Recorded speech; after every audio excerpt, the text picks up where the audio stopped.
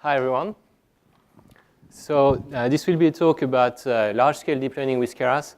So a fairly practical, fairly technical talk. That means you will have to endure lots of slides with code on them, unfortunately. But hopefully you will learn a few things interesting.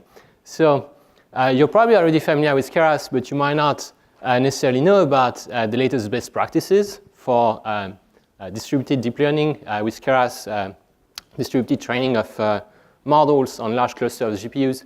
So that's what we will cover. So I'll start with a real quick introduction of Keras. So you probably know about it. Maybe some of you are Keras users, but just in case.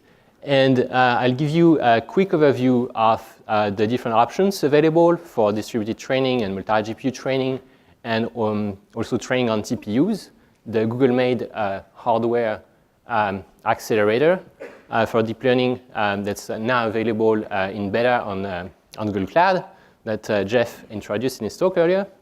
And to make things really concrete, I will walk you through a step-by-step example of how to build a fairly advanced kind of model, video captioning model, and how to train it on a cluster of GPUs using asynchronous data parallelism on Google Cloud. And we'll do all of that in just a few lines of code. So we'll actually walk you through all the steps, and it should be very simple, very concise, and very approachable. So even if you're not deeply technical, after this talk, you should be able to get started with building these sort of fairly advanced models and training them in a distributed setup. So to start with, let's chat briefly about Keras. So Keras is a high-level deep learning API. What's important to understand about it is that it's not meant to be an end-to-end framework like lots of other frameworks like TensorFlow and MXNet and so on. It's more of a language or a front-end for deep learning. And as a language, it can have multiple implementations. So in Keras, we have two main implementations. There's a TensorFlow-specific implementation, the tf.keras module. So it comes packaged with TensorFlow itself. In fact, it is the high-level API of TensorFlow. And then there's another implementation, which has a modular backend. So that means you can plug in multiple different backends into it. There's a TensorFlow backend, there's a CNTK backend, there's an MXNet backend, there's a Theano backend, and so on.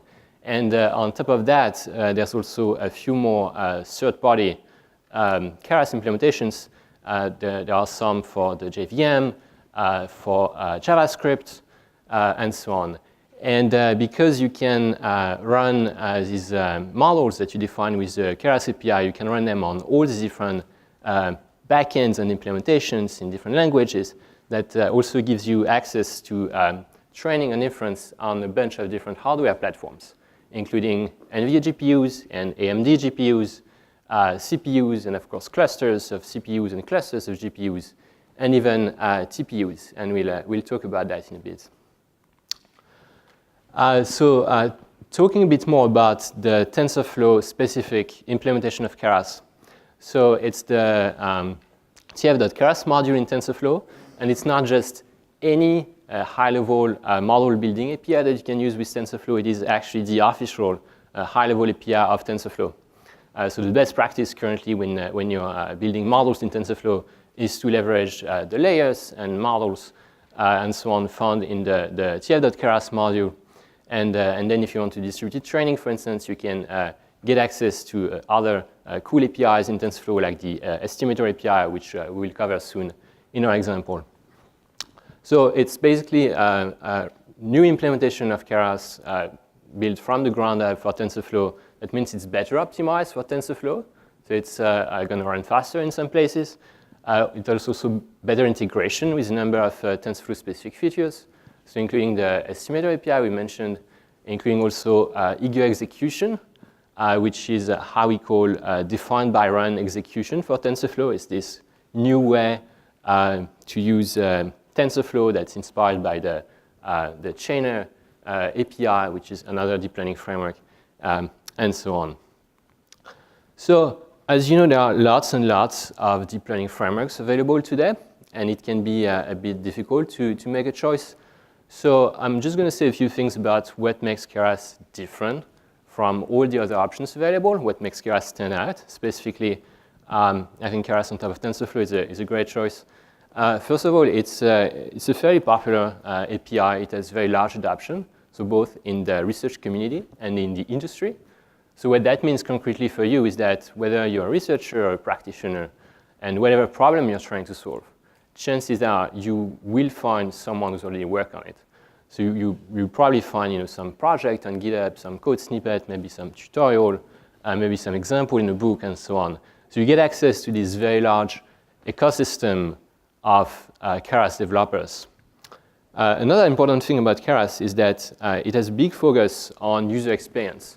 We invested a lot of efforts into making it really easy to use, into making it really productive, really approachable, and so on. So that means that if you use Keras, you can probably develop models faster, run more experiments, and if you run more experiments, if you try more ideas, then you are likely to converge towards better ideas. Like coming up with good ideas is not necessarily so much about being super smart and super knowledgeable and so on. It's often just refining ideas that may start out as not very good. But if you go through enough iterations of this refinement loop, learning from your failures and so on, you end up with really good ideas. And the more experiments you can run, the better your models end up being.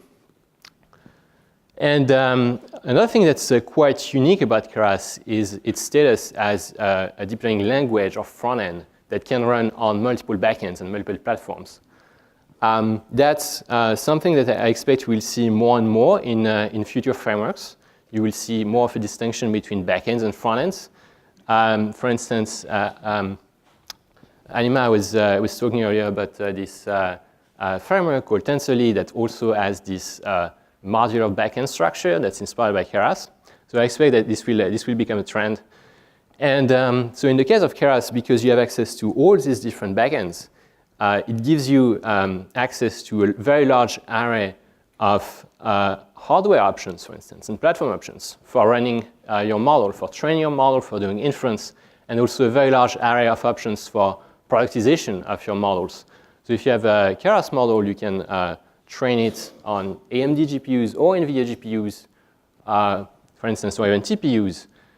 You can put your model in an Android app, in an iOS app, on a Raspberry Pi. You can put it on the JVM. If you have a Java backend, you can deploy it in the browser, in JavaScript, directly, and so on. So essentially, you get access to the combination of all the hardware platform language support for all the different backends that you can run Keras on, and that's a lot of options. So in terms of adoption, I'm just going to give you one number.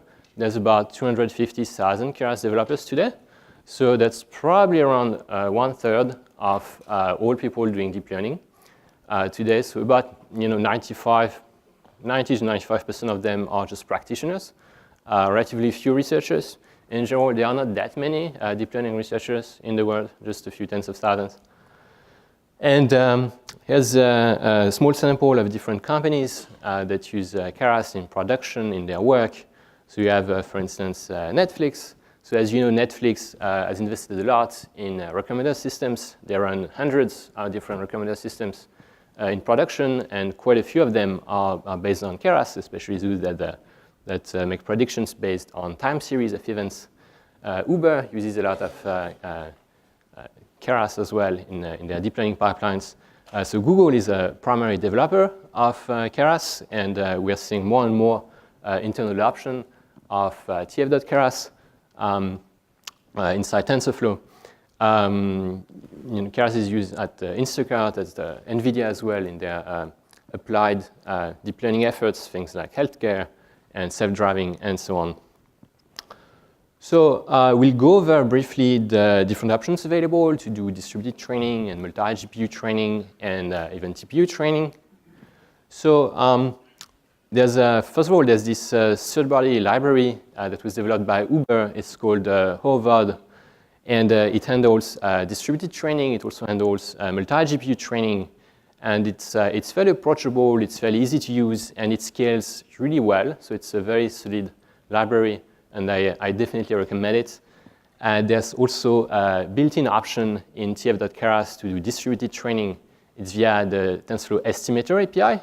So the estimator API is basically the TensorFlow abstraction for distribution, for training, evaluation, and so on. It doesn't really scale as well as Harvard right now.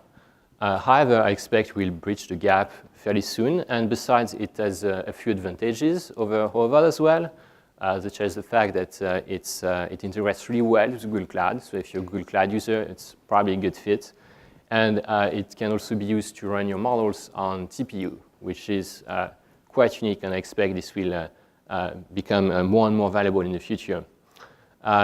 So besides that, there's a few more third-party options for distributed Keras. In particular, there are a couple libraries to do Keras on Spark. There's one called dist-keras that's made by a few people from CERN. There's one called LFS as well.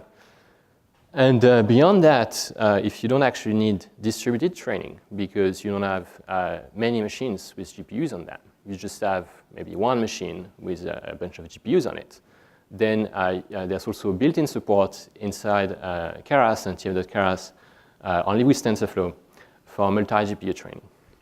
And that scales pretty well up to 8 GPUs roughly.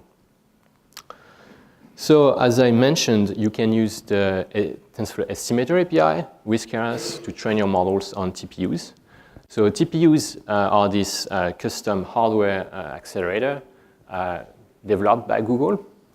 It compares very favorably to top-of-line GPUs in terms of speed, in terms of energy efficiency. So it allows you to run experiments, much faster, to scale your models to a much bigger scale.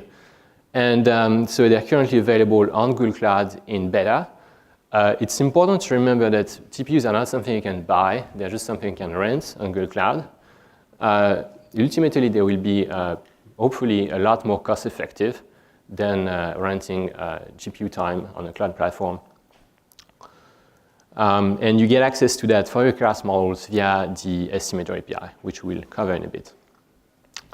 So to make things really concrete, I will run you through this step-by-step example of how to build a fairly advanced model, video captioning model, and how to train it on Google Cloud via this TensorFlow estimator API.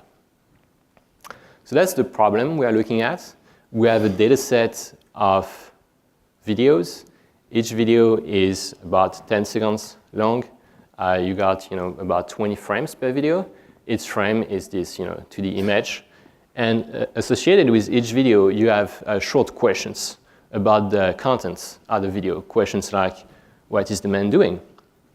And the goal of the game will be to answer these questions with a one-word answer that's taken from a predefined vocabulary.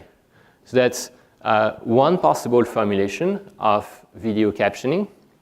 That's a formulation where you have basically a model with 2 inputs. One input is the video, another input is the question, and then you have one output, which is this one-word answer. So it's a classification problem. You're going to be doing a softmax over an array of possible answer words. Another more advanced formulation of the same problem would be if you had to generate text in a free-form way to generate an answer. So your answer would not just be one word. There would be a sentence of variable length. So in that case, you would be dealing with a sequence-to-sequence model, mapping the question as a sequence of words to a sequence that you're generating on the fly. And that would be a sequence-to-sequence model that's conditioned on the video input. Essentially, a sequence-to-sequence model with a side input, which is video. So in our case, we have this a lot simpler formulation where you just have a classification model with 2 inputs and 1 output. So here's a short overview of what we're going to do to solve this problem. So first of all, we design a network solution. We design an architecture. Then we implement it using the tf.keras API. And there's going to be a really concise and simple implementation, around 15 lines of code in total, to solve this fairly complex, very advanced problem of video captioning. And then we'll be training that model on a large cluster of GPUs in Google Cloud. And again, the amount of code and configuration to achieve this is very, very small. So it's very easy, it's very approachable. There's one thing to take away from this example is that this is something that basically anyone can do. So we are making these fairly advanced best practices available and accessible to pretty much anyone with basic Python scripting abilities. So once we have this code, we package it as a binary using the GCloud command line utility. We upload this binary to Google Cloud ML Engine, and then we're going to be training that model on a cluster of GPUs using asynchronous data parallelism from data that we store on Google Cloud. So here's this as the overview of the network we'll be using. So this is a network with 3 ports. You have 2 branches and then a classifier on top. You have 1 branch that will take as input the video as a sequence of frames, and will turn that video into a single vector that contains information about the contents of the entire video. And then on the other hand, you have something similar for the question. You have a branch that takes as input the question and turns it, encodes it into a vector that contains all the information you need to know about the question. Then you can concatenate these 2 vectors and train a classifier on top that will select the correct answer word. So how do you turn a video into a vector that contains the information you need? So what we're going to do is we're going to take a convnet, a CNN, so in our case a pre-trained convnet, and we're going to run that convnet on every frame in the video, so about 20 frames total. And for each frame, we're going to be extracting visual vectors, a vector of the visual features of the frame. So, and we're using the same convnet with the same weights on every frame. And again, it's a pre-trained convnet, which is important because in our data set, we only have a few thousands of videos. So we don't really have enough visual data to learn interesting visual representations. So we're going to have to leverage pre-trained representations. Otherwise, the model wouldn't train. So that's an important best practice. And so the output of that process will be a sequence of vectors. You have 1 vector per frame in video. And you will reduce that into a single vector using this LSTM layer, which is just a sequence processing module. And that gives you a single vector that encodes information about the visual contents of the video, including information that's related to the order of the frames. That's why, for instance, you should probably be using an LSTM to do this and not a 1D convnet. It's because order in this problem matters. If you shuffle the frames in your video, or if you reverse the frames, then the appropriate answers to the questions might change. For instance, in the example we had here, in this case, the answer to the question, what is the man doing, is packing. But if you reverse the frames, then the man is actually unpacking. And maybe that was also an option in the vocabulary that we have available for the output. So we do something similar for the question. The question is a sequence of words. We're going to be turning each word into a vector via an embedding layer. And out of that will come a sequence of vectors, so one vector per word.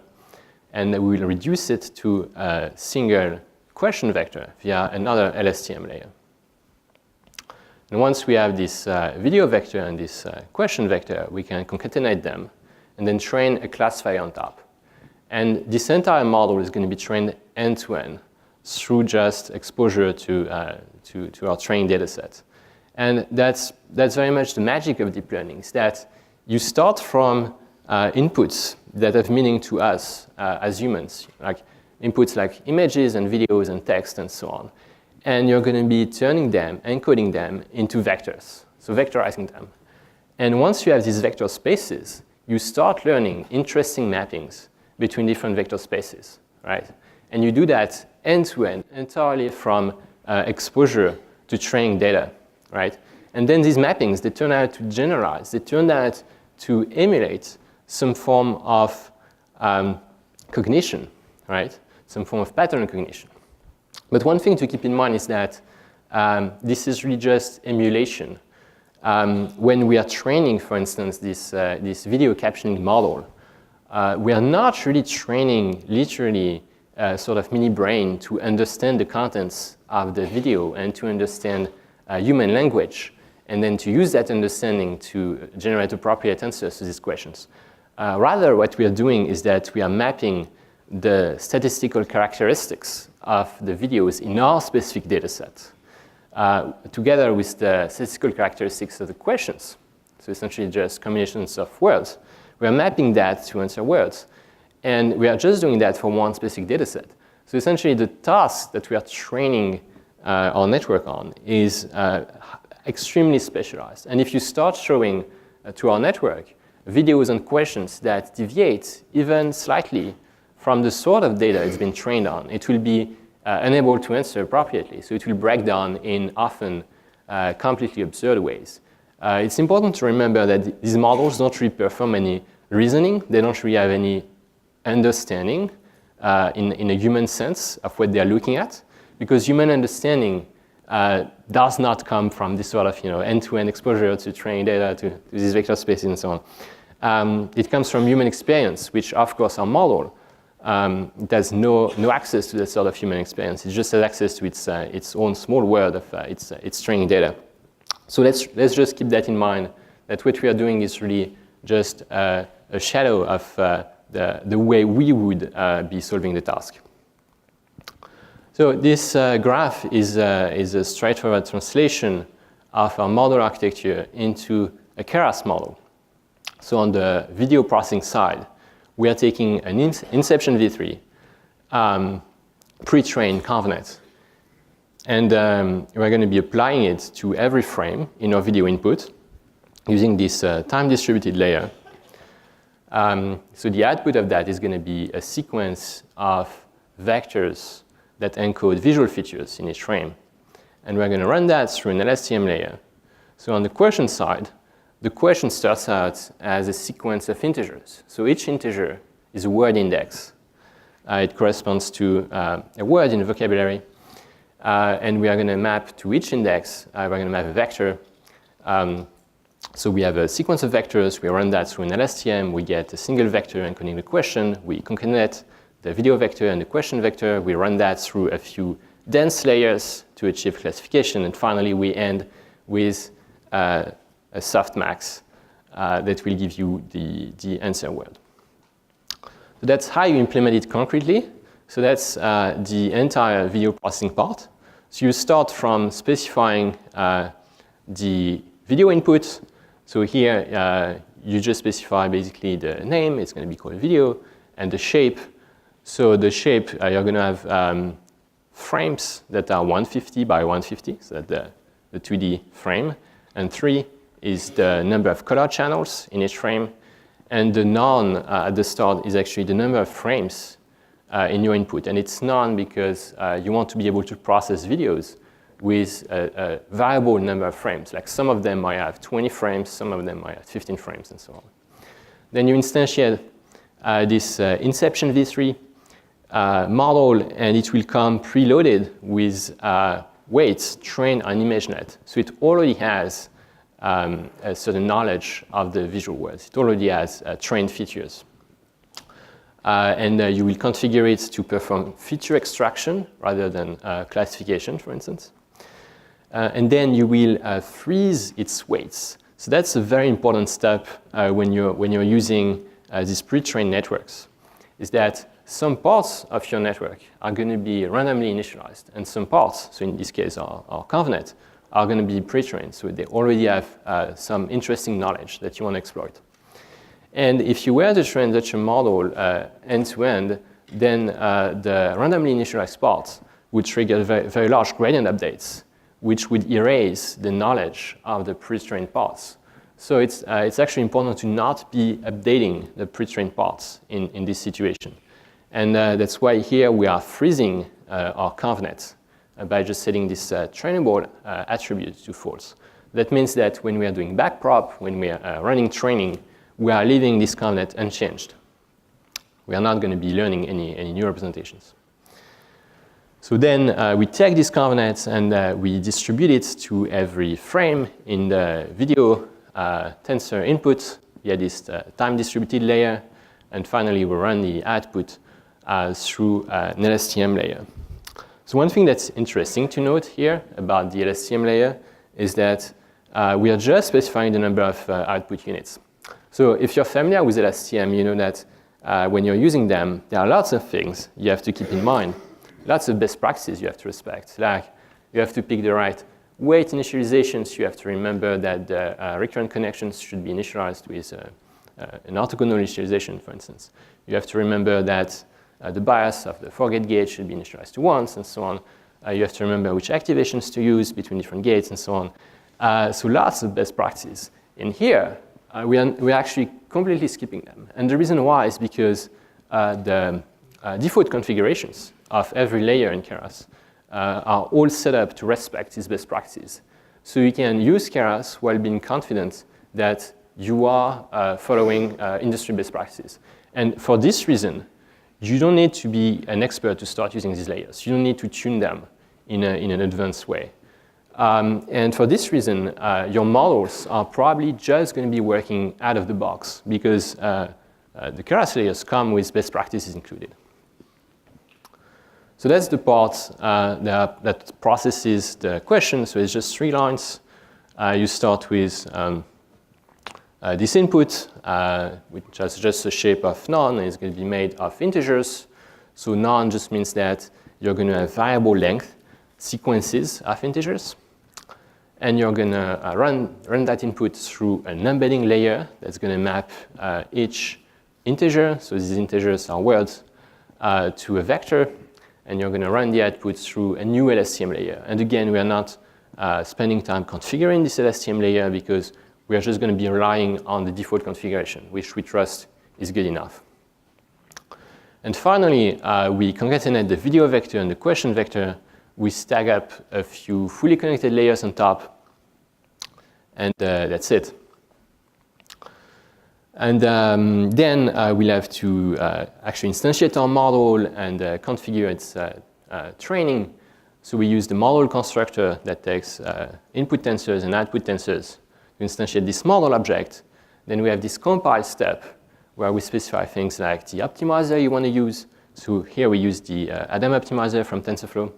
So in general, if you're going to be doing distributed training, you can remember that all the TensorFlow optimizers in the tf.train module support distributed training. So all of them are safe to use. You also specify the loss, and you might also specify some metrics you want to monitor, and so on. And then you're going to be using this model to instantiate a TensorFlow estimator. So the TensorFlow estimator is this object, this API that manages evaluation, training, and that abstracts away distribution of your model. And in tf.keras, you have this easy bridge between Keras models, like any Keras model, and the estimator object via this model to estimator utility function. So that essentially enables distributed training in a really easy way for any Keras model. So the next step is going to be to prepare our input data. So we're going to have to write these input functions. And in this case, we're going to be using the TensorFlow Dataset API, which is yet another recent addition to the TensorFlow API. So we've actually skipped a bit of the code.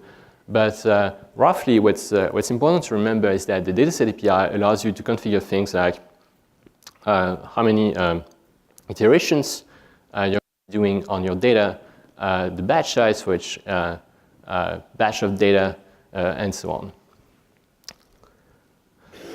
And then we just specify how many steps I want to run for, and then we call the estimator train and evaluate function using this training spec and evaluation spec and the estimator object. And this train and evaluate function basically abstracts away all the job of distributing your model on multiple replicas, aggregating gradients, and so on. So essentially doing asynchronous data parallelism. You can actually run it locally as well for debugging, or you can run it in a distributed setting, and it integrates with Google Cloud really well. So essentially a one-line solution to do distributed training. So once you have this code, we're going to be using the GCloud Utility, so a single command to package that into binary. Then we upload this binary to Google Cloud. We just specify, where we want to run, where the model is going to be fetching the training and evaluation data. We're going to be specifying the number of worker replicas and parameter servers to use, and so on. And then we will start distributed asynchronous training. So as a reminder, this is how asynchronous data parallelism works. Like you have basically different replicas of your model on worker nodes, and at every step, so asynchronously, each replica is going to be fetching a copy of the model weights from a parameter server. So you have two types of devices. You have the workers that actually run the model, and then you have the parameter servers that manage the weights. And at every step, the model is also be going to reading some training data, like a batch of training data. It's going to be running the architecture on the current weights and the current data it's read. It's going to be doing the forward pass, the backwards pass, and out of that you will get a gradient update. And that gradient update will be sent back to the parameter server, where it will be asynchronously applied to the working copy of the weights.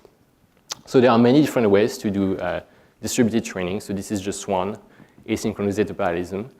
You could also be doing synchronous data parallelism, in which case at every step you would be waiting for all your replicas to return gradient updates before declaring the step is over.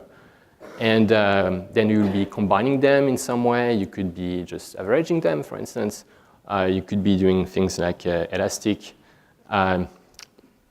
weight averaging and so on. So many different options.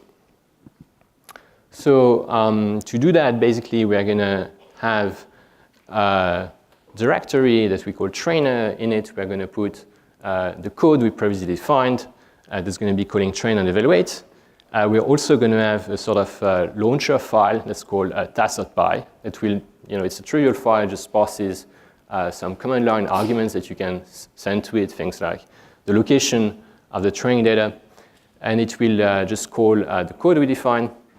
And once you have, so also in the in this project, we're going to be preparing a really small config file, scaling_config.yaml, which basically specifies the specs of the cluster you want to run on. So in this case, we're specifying the kind of worker node we want to use, the kind of parameter server node we want to use. So GPUs in this case, the number of workers, the number of parameter servers, the 16 workers in this case. And then once you have this directory structure in just one command line, you will compile all of this into binary, upload the binary, and get started with training. So again, this is just a few lines of code. All the distribution is abstracted by this train and evaluate function. And you just need this one command line. You don't need your own hardware. You can just use Google Cloud. So these are really the main takeaways from this example, is that with cf.keras, you get access to these really concise, easy model definitions. So that includes things like also reusing pre-trained models. We have a bunch of prepackaged pre-trained models. You also get access to really concise and easily distributed training using the TensorFlow Estimator API. So essentially, everything is abstracted away by this train and evaluate method, which does asynchronous data parallelism. It also gives you access to training on TPUs. So I expect in the near future, training on TPUs will become the standard workflow. So for now, it's still quite experimental, so it might not be super smooth. But in the near future, I would expect this will become standard. And then Google Cloud ML Engine gives you access to really easy scaling of your training jobs. Again, you just have to specify the number of workers and parameter servers and their type, and you're basically done. It's just one command line. Interestingly, the same code can be run on your own clusters. You're not actually dependent on Google Cloud. There's no lock-in, right? If you want to do so, if you have your own cluster, you can just reuse the entire same setup locally. A different way to do distributed training with Keras is also to use Uber's Horovod library. But we are not getting into that. But it's, as far as I can tell, it's a very solid library, so I also recommend it. OK, that's it.